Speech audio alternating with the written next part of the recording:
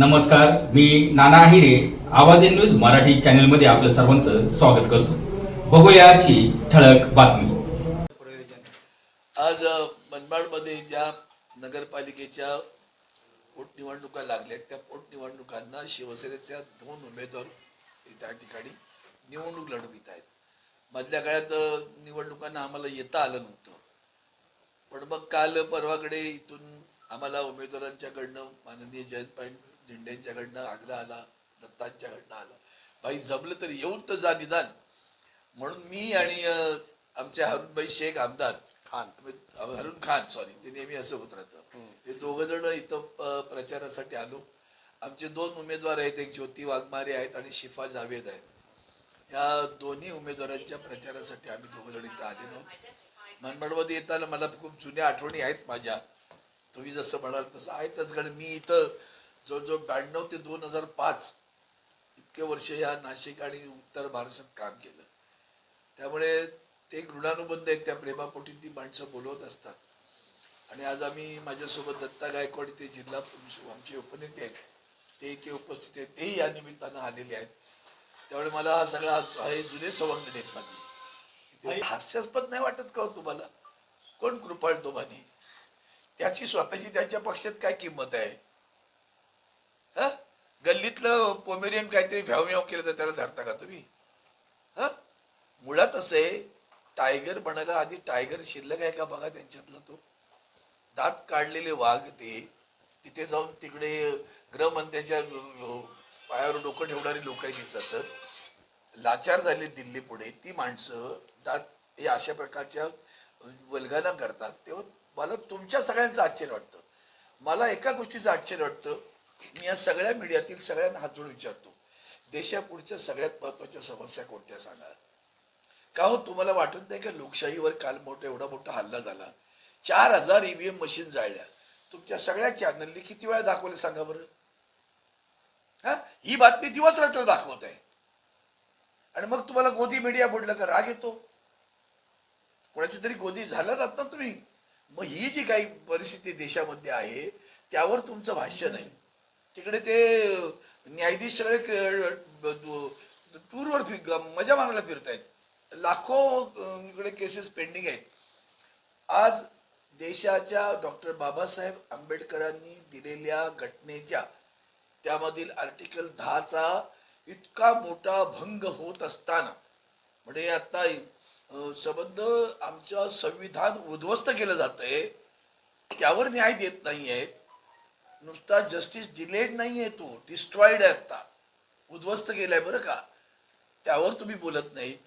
तो election commissioner नावाचे गुलाम उभे आहेत, ते ईडी नावाचे गुलाम उभे आहेत. लाज वाटली पाहिजे.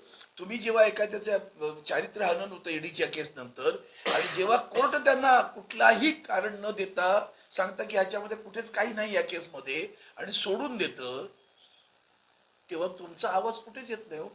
एकच गोष्ट आठवण करून सांगतो, कालच्या परवाच्या त्या बंगालच्या विधानसभेच्या निवडणुकीमध्ये त्या ममता बॅनर्जींच्या पक्षासाठी मदत करण्याची एक कुठलीतरी एजन्सी होती, ती प्रशांत किशोर आहेत त्यांची, ती तशा पद्धतीची आहे.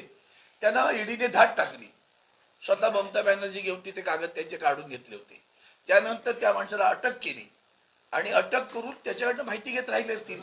निवडणूक संपल्यानंतर कुठलंही कारण न देता ईडीने सोडून दिलं. काय ही लोकशाही आहे का? त्या पत्रकाराला अटक केल्यानंतर किंवा त्या एजन्सीच्या माणसाला अटक केल्यानंतर जो अनालिसिस करतो निवडणुकीच्या, त्याला अटक केल्यानंतर कुठलंही कारण न देता ईडीने सोडून दिलं. इलेक्शन निवडणूक संपल्या सोडलं का हो? ही लोकशाही आहे का? त्याच्यावर तुमची आवाज यायला पाहिजे. खरं तुमचा चौथा स्तंभ तिथं ताकदवान दिसू द्या, तो ताकदवान दिसत नाहीये. हे काय घेऊन बसतायत विषय तुम्हाला? मला आश्चर्य वाटतं. कुठला टायगर? कोण टायगर? ते टायगर आहेत, ते बाळासाहेबांचे विचार घेऊन चालतात का? लाचार लोकांचे घेऊन प्रश्न. लोकसभेत आला, खाली विधानसभेत मला ऍडजस्ट करा, अशी ही माणसं आहेत. त्या माणसांबद्दल तुम्ही प्रश्न विचारता, मला आश्चर्य वाटत राहतं. हा शब्द तुम्ही केलात ना, तो आत्तापासून इथपर्यंत भ्रष्टाचार आहे. 1 रुपया किलोने कांदा. काय माझ्या शेतकऱ्याचं जीवन उद्ध्वस्त करताय हो तुम्ही. सर्वाधिक आत्महत्या करणारा शेतकरी महाराष्ट्रातला आहे बरं. हे विधानसभेत ओरडत असतात सगळी माणसं आमची. वाटतं का तुम्ही भारतीय जनता पार्टीच्या सगळ्या नेत्यांना पहा, अगदी माननीय मुख्यमंत्र्यांपासून रोज तुम्ही असे वेगळे कुठले तरी धार्मिक राजकीय विषय घेऊन प्रत्यक्षात मूलभूत अन्न पाण्याचे जे प्रश्न आहेत, सुरक्षेचे प्रश्न आहेत, शिक्षणाचे प्रश्न, नीट सारखी परीक्षा 22 लाख विद्यार्थ्यांचं जीवन उद्ध्वस्त केलं, मुलांनी आत्महत्या केल्या, मंत्र्याला अजूनही राजीनामा दिला नाही. लक्षात घ्या, इतकं संवेदनाहीन असलेले सरकार आहे. रेल्वेचे अपघात होत्या, किती माणसं मरू द्या, मंत्री राजीनामा देत नाही. एवढ्या मुलांचं जीवन उद्ध्वस्त केलं, मंत्री राजीनामा देत नाही. आता तर दुष्काळाची अशी भयानक परिस्थिती आहे. काल परवडे 81 लाख महिलांना तुम्ही त्या अपात्र केल्या. लाडली बहीण त्या सगळ्या महिलांना पण विचारतो, ताई काय झालं ग, तू लाडकी होतीस ना ग, मग तुझं कसे पैसे बंद केले. 81 लाख आकडा धरा आणि त्यांच्या सगळ्या विजयातला मतांचा फरक पहा तुम्हाला. एक महिला म्हणजे तिचं एकटीचं मत घेऊ नका, तिला मिळतात म्हणून तिचे पती कदाचित मतदान करतील, मुलगा पण मतदान करतील, आपण तिलाच धरू. 8 त्रिक 24, 2,40,40,00,000 मतदान. तेवढं मतदान काढा, काही सत्तेवर बसतात का बघा. विकतच घेणार ते सुद्धा. बिहारमध्ये काय केलं, देशाच्या पंतप्रधानांनी 10,000 रुपये प्रत्येक महिलेच्या खात्यात टाकले. मग ती श्रीमंत आहे, गरीब आहे, काय नाही, सगळ्यांना 10,000 रुपये. कोणाच्या बापाचा पैसा? तुमच्या पक्षाच्या प्रचारासाठी. हा जनतेचा पैसा आहे. आणि म्हणून सध्या देशामध्ये असलेले हे जे महत्वपूर्ण विषय आहेत, न्यायालयीन व्यवस्था, सगळ्या संस्था बटीक झाल्यात राज्यकर्त्यांचं, ते पहा. उगाच काहीतरी सांगत राहणार. त्या आमच्या खासदारांचं तुम्ही चारित्र्य हनन करताय, त्यांचं मलिन करताय, हे लक्षात घ्या. आणि काल गेले की नाही त्यांची माणसं, सरळ सरळ 20 जण दिसले. दाखवा ना आमची कुठे 7 जण आहेत ते.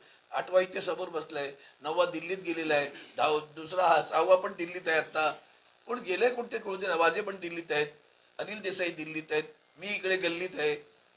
बोला तर आणखीन कुठे आहेत येणाऱ्यांची फोटो दाखवायला. तुमच्याकडे जी नाव आहेत त्यांना जाऊन विचारा, तू इथे कसा अजून गेला नाही कसा. कृपया तुम्हाला नाही विचार, हे आले तुझ्या घरी जेवायला आले का रे बाबा. काय महाराष्ट्राचं कलंकित होतोय महाराष्ट्र, त्याची चिंता नाही आपल्याला. मुलींवर अत्याचार होत आहेत, कोयता गँग फिरते, रोज भ्रष्टाचार आहे, महिलांवर अत्याचार आहेत, खून दरोडे होत आहेत. हा महाराष्ट्र आहे माझा. हे सगळे प्रश्न बाजूला ठेवायचे. घराघरात गेला, खराचा प्रश्न आता सगळं त्याचा बंगला का नाही तोडला. दुसरा धर्म बघून बंगला तोडला असता, तेवढ्या दुसरा असतं कोणतं केलं असतं ना. हे तुमचं राजकारण खूप दादागिरी झालेली आहे. आम्हाला मान्य, सगळे समान होत ना आम्ही. तुम्ही काय म्हणून हा म्हणजे तुम्ही इमारती बांधणार आणि लिहिणार इथे प्रवेश मिळणार नाही, मांसाहारी लोकांना विकला जाणार नाही, हा दहशतवाद नाही. महापालिकेने आता परवानगी देताना सुद्धा माझं महापालिकेला विनंती आहे, तुम्ही कुठल्याही धर्माच्या लोकांना प्रतिबंधित करत असाल किंवा धर्म धरून तुम्ही घर किंवा जात धरून, मराठी आहे का तर त्याला द्यायचं नाही. मराठी माणसाला विचारणार तुम्ही खातो का रे नॉनव्हेज, तू मग तू इकडे नाही. मग आमच्याकडे आता शिल्लक नाही फ्लॅट. हे काय चाललंय म्हणजे आमच्याकडे संत महांतांची परंपरा आहे, शूरावीरांची परंपरा आहे, त्यांचे कुठे म्युरल लावलं जात नाही. यांचे रोज कोणाकोणाची, ज्यांचा महाराष्ट्राची काडीचा संबंध नाही. हा दहशतच वाद आहे. हा माज आहे पैशाचा आणि हा माज आहे राज्यकर्त्यांच्या आशीर्वादाचा. हम कुछ भी करेंगे, आमचं कोणी वाकडं करणार नाही. चला.